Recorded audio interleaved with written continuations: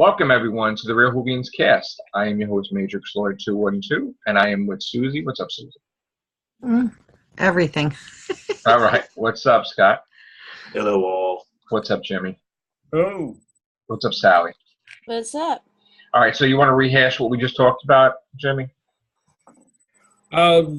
Moffat is not really retired from Doctor Who after all. He's not going to do any television shows. He's writing books, Doctor Who books, and expanding the Doctor Who universe.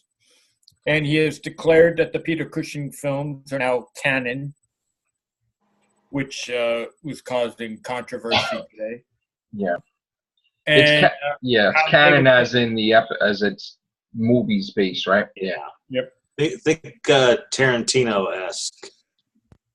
Yeah, the And Doctor's aware of it. David Tennant's Doctor has spent a lot of time with River Song that we didn't know about, but Moffat will write about it and let us know. See, back in the day, we did so many casts on that, and we've all said that we thought the Doctor, like she had to have met the 10th Doctor before.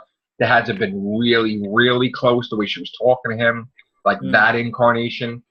And I was like, oh, they're going to have it one day somehow. But they didn't do any episodes, but they're doing books now, where Moffat is revealing that, yes, Tennant's Doctor met her numerous times. In fact, they probably had romantic things going on in there, too, which shows why they were so close.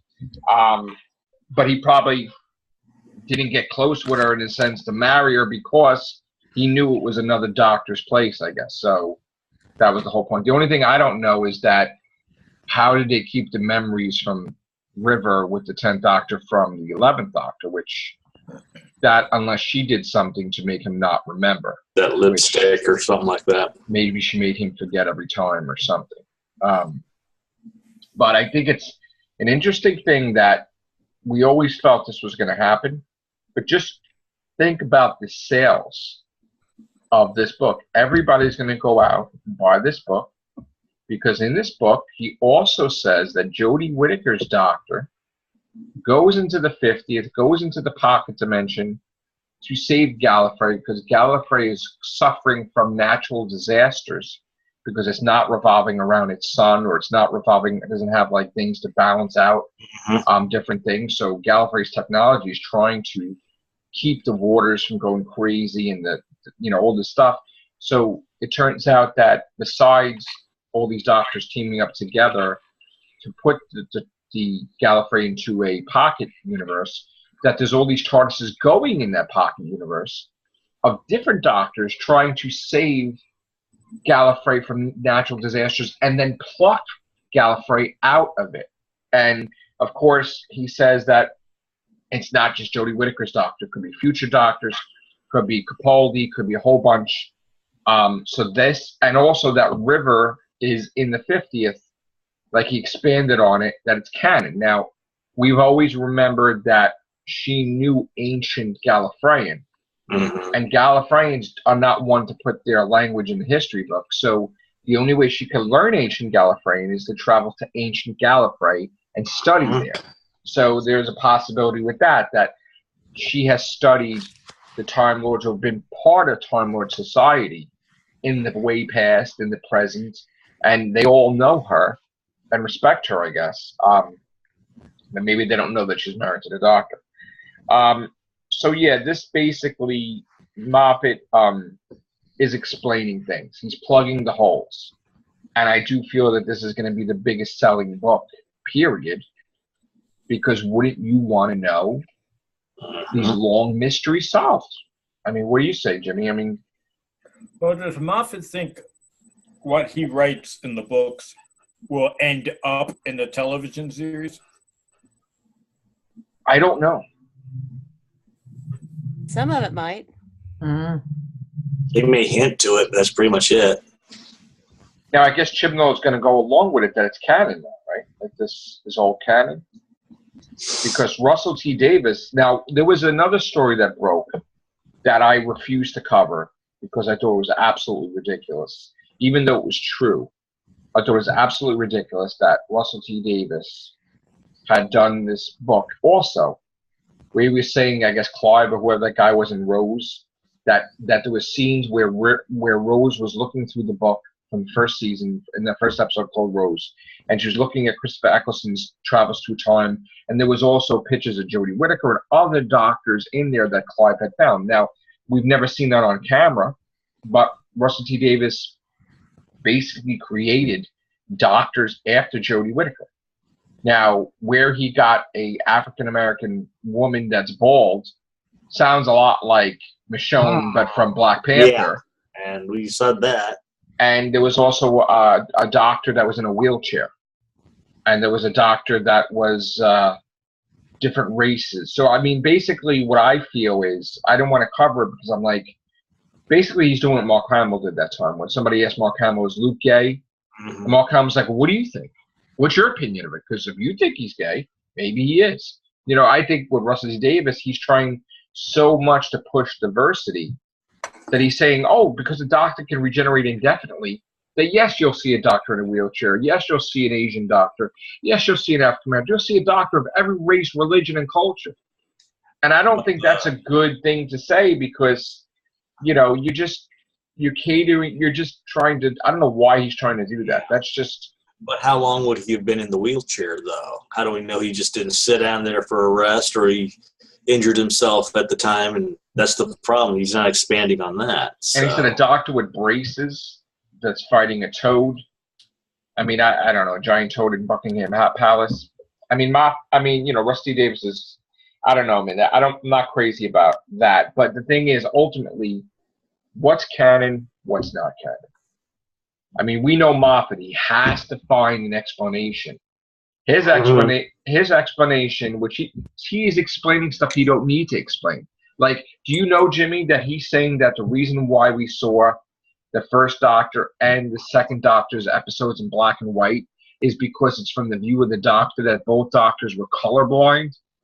I mean, that's ridiculous. And that it took the third incarnation from not to be colorblind? That's somebody's. That's like Gene Roddenberry saying the reason the Klingons look different in the motion pictures than they do on the TV series is that's how they always looked. It was just that the transmissions back then perceived them as human. Unless you met him in person, like Kirk met the guy in person, they just had makeup on. Yeah. But they tried to explain that in Deep Space Nine, remember? That they said those Klingons had a disease to make them, that they looked human because of whatever with the genetics or something. But anyway, get back to topic. Doctor Who. So Moffat and Russell T Davies are going and saying, even now they're saying that the old Doctor Who American movies, that the Doctor talked to those actors in the movie studio and made them, give them the idea to make the movie about his life, but without any information about his personal life, being on another planet, saying, yeah, I'm human, sure, and this, and then they did a twisted version of it, and he's like, this is what the Daleks look like and everything. Which is really weird, because if that, here's the thing now, here's a paradox. If those movies were canon in Doctor Who, everybody would know what the Daleks look like from those movies. Yeah. So Moffat once again created a problem with that. Blame it on the paradox. The Cloverfield paradox? Yeah. So, yeah, I mean, what do you think, Sally? River with Tennant multiple times, different stuff. I mean, the way she acted, she did know him. I mean, but then sort of she didn't know him because she could tell that she was looking at him like, I know it's you, but you look different, you know? I mean, well, I thought she was looking at him like, you should know me, man. We hung out, we did all these things together, like, in this incarnation, like, you know? Yeah. I don't know. I like that. Because he did look at her. Remember, when she touched his hand or something in the face, he looked at her like... well, she was getting very close. Like, the way she touched him is like they were intimate, which, according to Moffat, they were intimate. So... that's interesting, Moffat. But then how are you going to keep that memory from the 11th? Which is weird. So yeah, that's a paradox also. Yeah, with Doctor Who, we really don't know. Somebody made a statement today about in the BBC that you're going to have a lot of classic monsters returning, but they just didn't elaborate. They're just like, oh, you're going to see classic monsters returning, maybe looking different, maybe whatever. I mean, Something I think nice that they should do. I mean, it's like they had to give us a crumb today, and they gave us a crumb, basically. Saying, oh, yeah, no, there's classic monsters. Yeah. Who is it? I'm not telling you, but there's classic monsters, yeah. It's like, oh, wow. So they're going to be arriving in... Oh, sorry. Go ahead, Sally. Yeah, just tell us. Just don't tell us. Show us. Yeah. Mm-hmm. So far, we haven't seen anything. It's April, and we got nothing. Got a lot of Doctor Who magazines that you're not going to be able to say anything. What are you going to talk about? It's like, can you reveal something? Like, Draconian or something? Mara, somebody. I mean, I don't know. I mean, what are you going to do? Ice Warriors again? Silurians?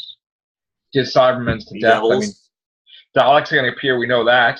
We just don't know when and how many times. No. And this Christmas episode that people are swearing up and down there's going to be a Christmas episode. Well, where's that going to be? Yeah. I'll believe it when I see it. It's not a special. Because we didn't hear, like, wouldn't they, when they announced Doctor Who, wouldn't they say 10 plus a Christmas special? I mean, they wouldn't just say there's 10 episodes. They would say, when they announced plus the Christmas episode. So if there is a Christmas one, that means that it's not a special. That means it's a regular episode, which is a paradox of everything New Who, because that was supposed to be a special, an extra thing. It's never supposed to be counted as an episode count. It's supposed to be counted as the extra part of that season. Every season had a Christmas special, so that was supposed to be that season's Christmas special. That's the definition of special. And so now that's out the window, or is it out the window? We don't know. Another concern is the 50-minute episodes and stuff, and how in America they're going to cut that to pieces. Like, yes, the first viewing is going to be uncut, but we've both seen on BBC America how they cut Doctor Who. Oh, God, yeah. That's why I find my favorite site and watch things there. So that Runaway Bride, they cut the whole scene where Donna was telling him, you can stop now. They cut that whole thing out. They cut on the Doctor, the Witch, and the Wardrobe, they cut the majority of the pond part out. So you just saw him with the ponds hugging, and you're like, what is this? If you didn't see it already. So just a little worried about that, too. And we'll have to see. What about you, Suzy? Excited about Doctor, at least? I'm excited about the soundtrack being released. Oh, Murray Gold, yeah. That's what I'm excited about. Yeah, that's some good stuff, the 27th, right? Yeah. That's only Series 9, though. Not Series 10. That's probably next year. That's okay. Yeah. I'm good. I'll take whatever I can get. What about you, Jimmy? I mean, are you looking forward to anything with Doctor Who? I mean, is there even figures? Watching it, so. No. Hello, cat. Hello there. Hello, kitty. All right. What about you, Scott?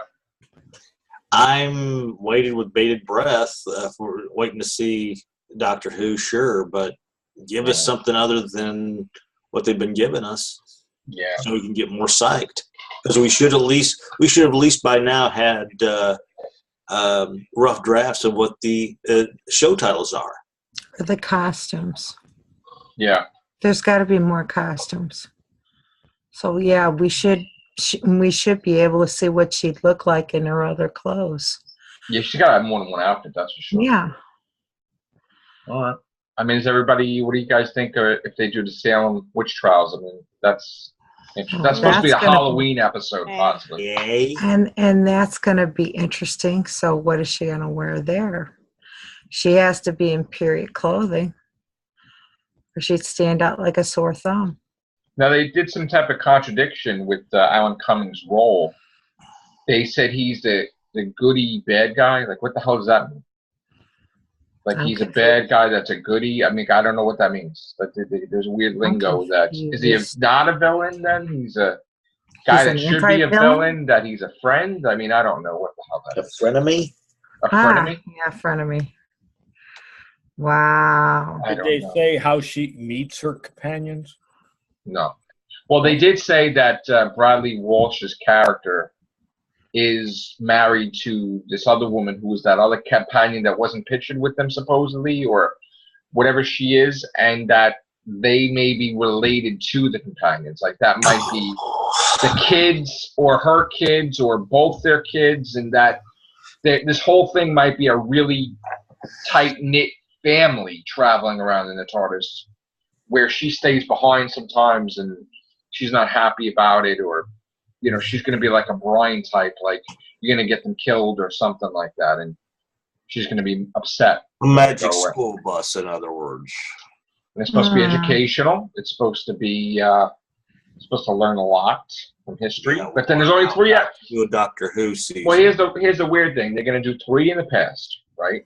So how could it be educational if you can have it in the present and the future, unless you're going to try to show how society degraded into the future and we got to stop this as human beings, and still educational anyway. And then 4 in the present, which we heard the Daleks in the finale, but that's just a rumor. But we don't. It's probably. I mean, more than likely, what they're going to do is they're going to lead us into a false sense of security that this is the way that the season's going, and then something happens, boom, at the end to wake them up to reality, like, oh, there's an alien, the Dalek race attacking the Earth, and yeah, I'm a Time Lord, I'm an alien, and I don't just travel through time. We got to stop. Something like that, maybe. I don't know. But that's the contract. The Daleks have to appear somehow. Whoa. Whoa. And we still got the K9 movie where he fights Omega, he fights the Daleks, and all by himself, which is If they're ridiculous. going to do something like that, then let's do a remake of the Peter Cushing movies and then have 2 or 3 more where they adapt other era doctors for the big screen. I would rather see them do that than attempt to do K9 meets whatever. Yeah. Because my mind is still on that last attempted spinoff, K9 and Company. He showed Sarah Jane drinking wine and being elegant, and let's go solve mysteries type of thing, and it was the weird music thing. K9. Yep. And they show her like turn her face like this. I'm Sarah Jane. I'm Sarah Jane. Ooh, I'm looking at K9. Ooh, what's that? I'm drinking wine. I'm Sarah Jane. It's like, what are you? And they played the music in the background. K9. He's like, master, mistress. And it's like, okay. Yeah, nobody liked it. Oh boy. It's just too weird, probably. Oh, I've it not was. seen Trust It was out there. I've It's never seen it. Like Class was out there. Be fortunate. Class was out heard there. I've heard a few things about it, but not enough to give me an overview. So You don't watch. You're one of the lucky ones who Not missing didn't much. see it. Yeah. Trust me. Yeah, don't watch Dimensions in Time either. Don't check that out. It was decent. No. I've got I the. like Dimensions in Time. Did you? No. Oh my God. All right. On that note, we're going to get out of here. Thank you very much, Jimmy. All right. Thank you, Kat. Thank you, Sally. Thank you, Scott. Thank you, Susie. Take care. Bye for now.